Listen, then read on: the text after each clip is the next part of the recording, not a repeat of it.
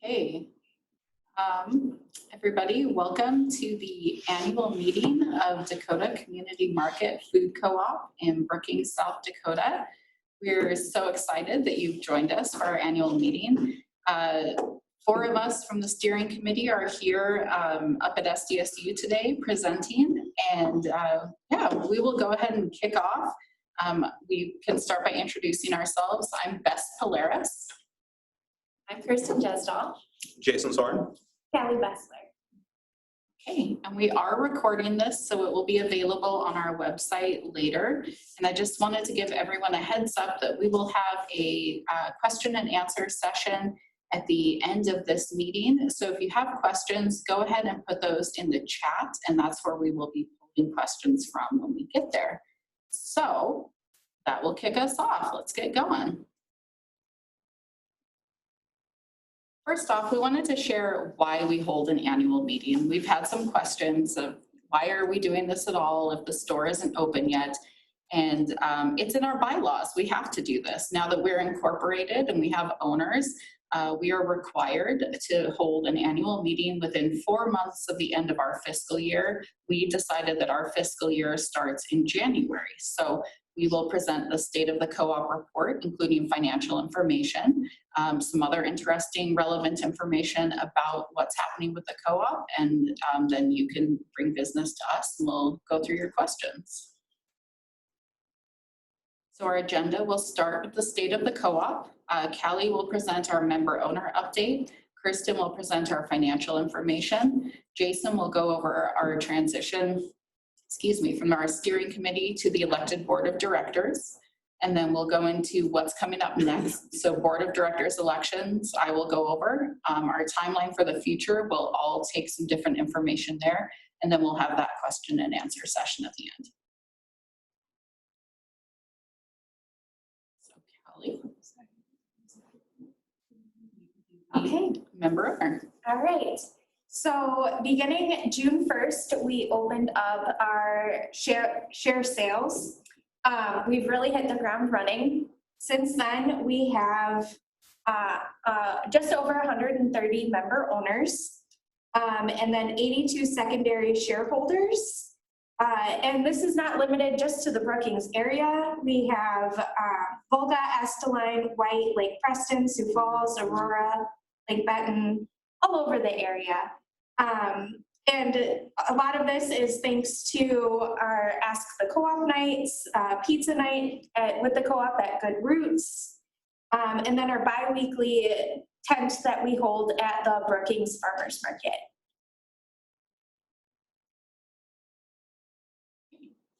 I'll talk a little bit about the financials and where we're at with that. It's been a pretty simple year. We started the year with $328 in the bank account. And since then we have had, at the time of making this as of September 26th, 126 member owners joined. And we are now up as of this morning to 132 member owners. Of those member owners, we've had about $15,000 in those invoices for the dues paid. Out of 159 invoices sent, and we have 23 outstanding from 12 owners. And that would be, a lot of them are the recurring invoices. So we have an option to be billed once a month for 6 months or once a month for 12 months. So we have a couple of lingering members that have paid 1 or 2, but not all of those invoices. One interesting statistic that we have is of those member owners, 80% of them requested a one-time payment, and it was a split 10% and 10% for the splitting it out between 6 months and 12 months. So we like having that option available. So expenses this year was about $1,300, and that was split between all the things that go into the website that you probably got onto to get to this Zoom meeting, as well as our accounting software and QuickBooks. Marketing, so the postcards you've got in the mail, flyers, Facebook advertising, and then we also have a booth up at the farmers market and at pizza nights. We needed to get a tent and a table and that sort of thing like that. And then we did some committee training. So there was our annual food co-op conference that we always get a lot of good info from that we participated in, as well as a webinar on board elections. And then lastly, credit card processing fees. So most of those payments for the member owners were through a credit card. And so that has a fee that goes along with it.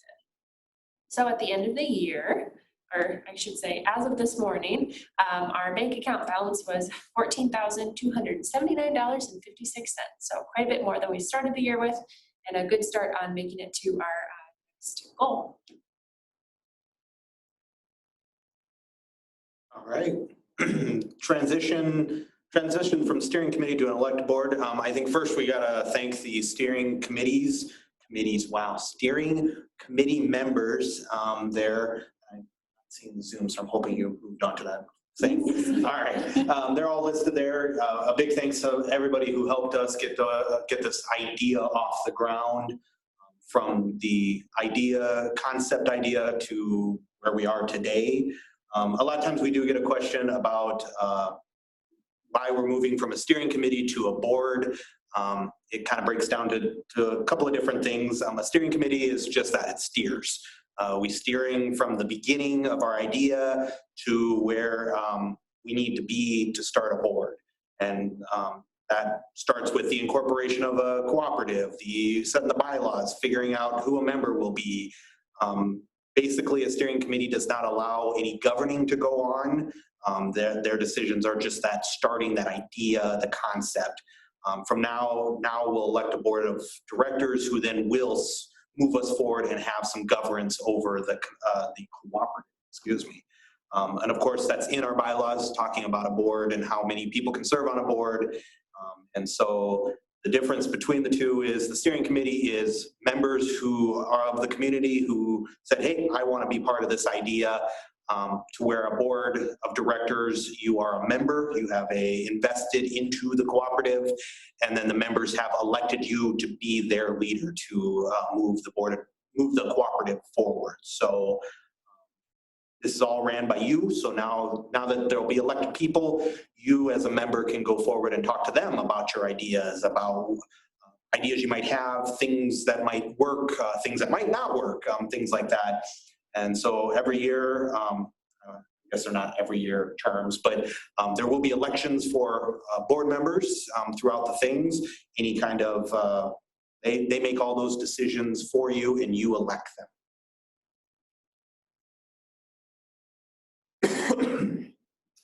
And then one of the great things that the board can do that we ran into unexpectedly is the board members can sign off on your owner shares, which go out with your membership packets. So getting them elected allow us to take that important step that we know people have been waiting. So I'm going to go over the what's next section, the board of directors elections. So these are your candidates. The elections started on September 18th and they end today, end of day, basically by midnight. If you haven't voted yet, please get your vote in. Each owner share is entitled to one vote. So if you have a secondary shareholder, only one of you can vote. So you can decide how you want to handle that. You can go to our website, dakotacommunitymarket.com/board of directors to read all of the answers that our candidates submitted on their nomination forms, learn more about them, and then access that online voting form. It's really quick. It's a Google form.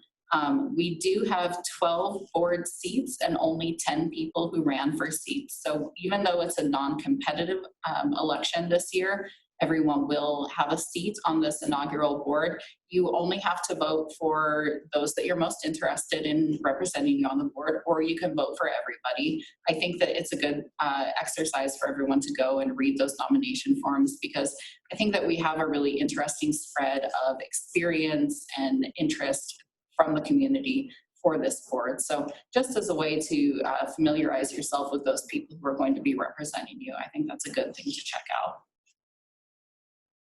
Our transition timeline for the steering committee to the board. So again, voting ends today. Tomorrow, we will formally announce by email and social media our board of directors. And then this month, we will have our first meeting. So we're going to start off this week with electronic file sharing with our new members, sharing historical background materials about the food co-op initiative startup model that we use for planning the co-op, and then also all of the historical Dakota community market materials. We'll have that initial meeting. We'll elect our leadership there so that we can sign off on those owner shares and get our membership packets out. And then in November, we'll have our first standard board of directors meeting. The agenda will be published to our website. All owners are welcome to watch those meetings. I think for the time, we'll probably still be doing them over Zoom. Even when we transition to having them in person, we'll have a live viewing, digital and physical option for our owners. Those are public meetings to you, so that you can see what's going on, bring questions and new business to the board, because this is your business that they are helping to guide. So then timeline for the future. Just making sure. We all split these up a little bit, so I'm going to continue talking. Just making sure that's. We just want to go over our goals for the year to come and where we're at in our planning stages following that FCI 3-stage development model. The reason we follow this model is because this is a national nonprofit that has an excellent track record with helping startup food co-ops successfully launch in communities of all sizes all around the country. We get resources from them, but we also get access to training and peer groups related to where we're at. So we were just talking with them the other day about joining peer calls this fall for other co-ops that are late stage 1 where we're at, and moving into stage 2A, which is more of the business and getting the ball really rolling on money and real estate development, things like that. So it's a wonderful resource, because otherwise I think I would be completely lost in this process, and I know that it will be helpful for our board as well. So we have guidance, we have a roadmap to success through this. So, really the next 6 months, what I see is us wrapping up our stage 1. That's developing intensive budgets for what are our funding sources and what are our uses, and how are we making sure that we're keeping those aligned with our goals. Finding more potential owners. We're going to launch our first intensive owner recruitment campaign. We will commission our preliminary feasibility study, which we have some money set aside for from winning the Brookings Economic Development Corporation idea competition in 2020. We'll conduct community surveys about the co-op, about location, real estate, size, offerings, just to get a better voice on what specifically people want. More than the conversations that we have with you all every day. We'll develop our volunteer program, so people who want to help out but don't want to serve on the board can still come to our tabling events, can help us with some of our marketing materials, some of our campaigning. We'll launch our monthly newsletter, and then when we reach 300 members, we will transition into stage 2 development. Continuing with that monthly newsletter, getting that information out to you consistently will become more important here. We'll develop a concept paper about what we want to accomplish for the community and why. This is important for when we start talking in big numbers for funding, writing grants, talking to national cooperative banks about getting more funding for this project. We'll develop our fundraising opportunities. We'll hold information meetings and community events, research real estate options, and we'll contract for our full market study. And Kalley? So to kind of continue on with what Bess is talking about, our major next steps, obviously welcoming our board of directors and getting those membership packets sent out to you. And I think we can really stress that with this official board of directors that we will start to aggressively pursue more member owners, especially given the past year. We held back a little bit just given the environment we were in and the hesitancies of trying to build something when the time wasn't right. So then going from there, we'll commission an initial feasibility study, and this will tell us kind of where our markers are, what we need to hit. It'll give us more concrete goals and how many members we'll need. And it will also help enable us to start investigating areas of the community where the co-op would be most needed / most successful. And of course, reaching 300 member owners, and that's gonna require a lot of volunteer work, a lot of time on the board's part, and really reaching out to our current member owners and recruiting as much as we can.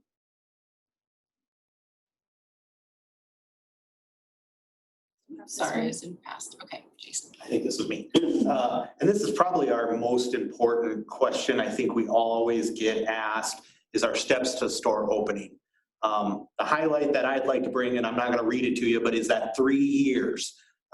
We have some goals FCI has set for us that you take the path and you got to take each step before you can get to the next step. And so this isn't something where tomorrow we're going to open up doors and have a grocery store. As much as I think all of us wish that was the case, it's not. Some of the milestones that they really kind of push is the 1,000+ member owners. We are at 130, so we have a little ways to go. And then we also need 1.5 million plus in capital, just so that we can get there. Now, we can step a little bit faster if we start to reach some of these milestones quicker, but there is also a lot of things that go into the planning of the store, the location, the feasibility study has to be done before we can even start looking at stuff. And so as much as we'd like to move this up faster, we are probably more like 3 years away from opening doors, if not a little bit longer. But if things fall into place and we get everything we need, it might be 2.5 years, but this is a long haul. This is a marathon, not a sprint. So we are excited. And now that we got a board, the board can start on the marathon. So I'll use that analogy. So last, if anyone has any questions, please put them in the chat and we will answer them. We don't have any yet. So we'll give it a minute or so if you guys have any, and then we'll close out the day if we don't get any. So if you have questions, please put them in the chat. Well, I have something that I always like to talk to people about when we talk about how much money we'll need to open the market and that 1,000 member threshold. People ask us a lot, if you need this much money, why is your membership fee only $150? If we need 1.5 million and our membership fees are only going to get us 10% of that, then how are we going to get the rest of that money? Why aren't we charging more for our membership fees? We really see our membership fee as an opportunity for us to get as many people from Brookings invested in the co-op as possible. We looked at co-ops around us that have membership fees, some a little lower, some a little higher, some much higher.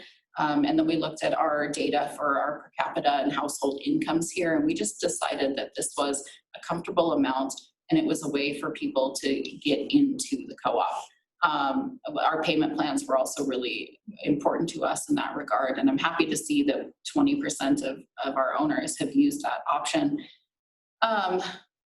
Ultimately, what we will have for funding is kind of a mishmash of capital. So there are national cooperative banks who will write loans for co-ops. We can't take traditional SBA loans because we don't have one individual who's liable for that loan. Like a standard small business, we have all the owners who have an equal share in this business, and we can't all sign off on liability for that loan. So what we'll have is some of those. We will write some grants. We will do some standard fundraising, accept donations, and we will have an owner loan campaign where owners, if they want to, can invest more into the business as a loan. They choose their own variable interest rate, and then in 10 years, say the co-op will pay that back to them at that interest rate that they decided.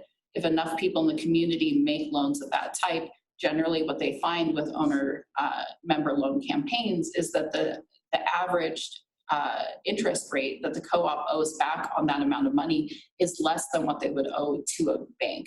So that's why we take that extra step and we ask our community to get more involved. So I know that I personally save a little bit thinking down the line for my member loan.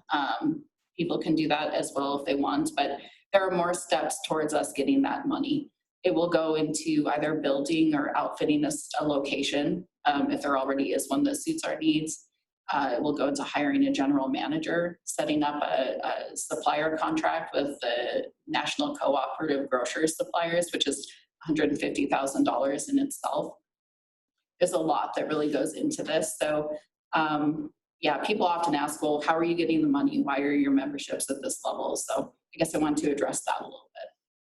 We had a couple other questions come in. So first one, what are local farmers saying about the co-op opportunity?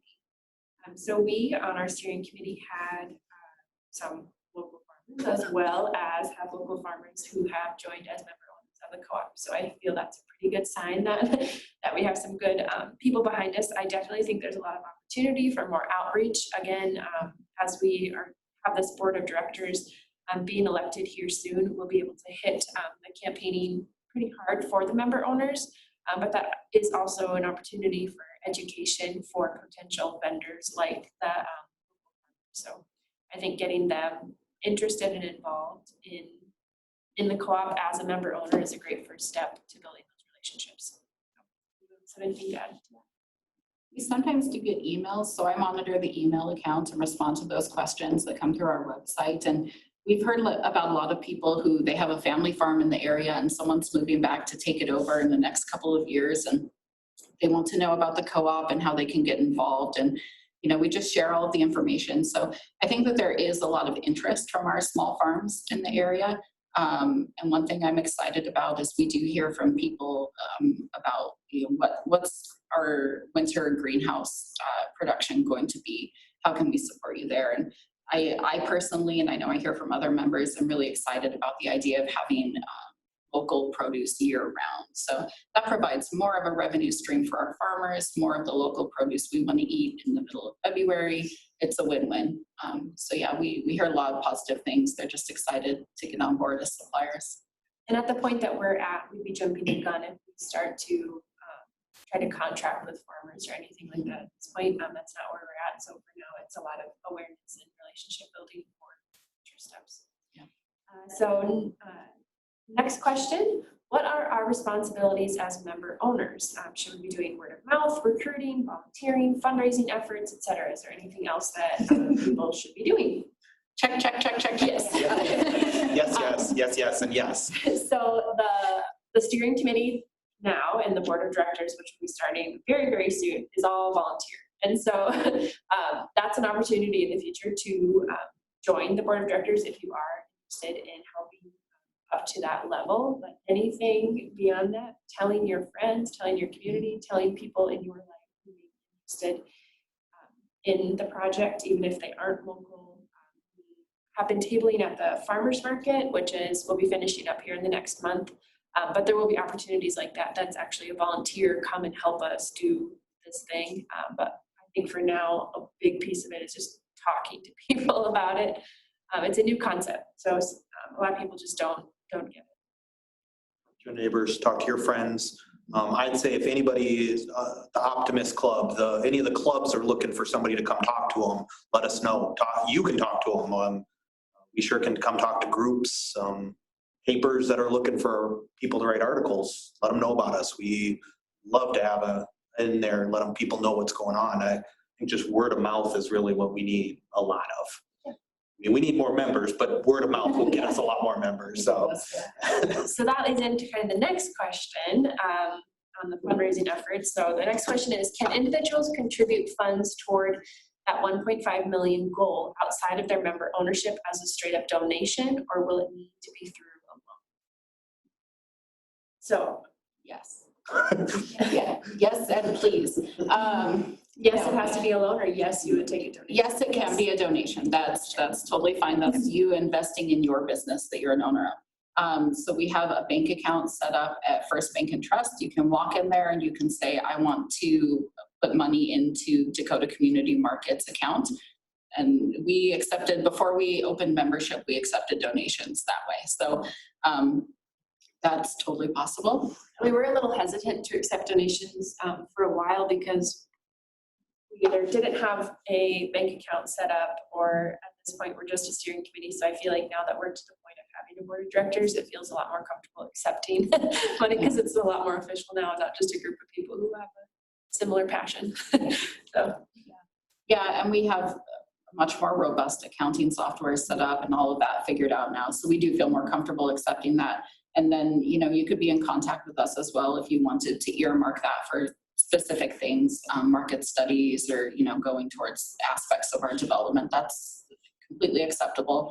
We will have opportunities where we are asking people for donations for specific things as well, that is separate from member loans. So, yes. Yeah, so there will be lots of opportunity to help fund getting the co-op started, whether that's donation or loan or somewhere in between. All right, last call for questions. We'll give you like 10 more seconds. So if you have a question, please put it in the chat and then we'll finish up.